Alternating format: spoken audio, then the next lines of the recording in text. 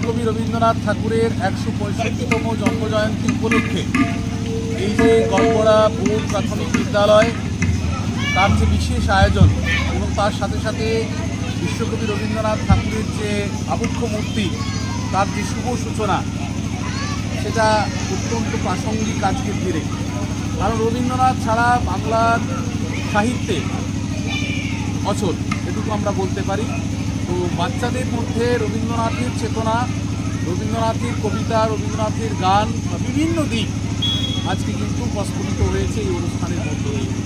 বিশেষ করে এই বিদ্যালয়ের প্রধান শিক্ষক এবং অন্যান্য সহকারী শিক্ষক শিক্ষিকা, পাশাপাশি গ্রামের সমস্ত স্তরের মানুষজনের পূর্ণ সহযোগিতায় আজকের এই দিনটি অত্যন্ত আড়ম্বরের সঙ্গে পালিত হচ্ছে।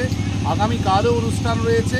আমরা চাই যে এই অনুষ্ঠানের মধ্য দিয়ে আগামী প্রজন্মের ছেলে মেয়েদেরকে রবীন্দ্র ভাবনার সাথে সাথে আরও অনেক মহাপুরুষদের বাণী বা মহাপুরুষদের শ্রদ্ধা জ্ঞাপনকে আরও উৎসাহিত করবে।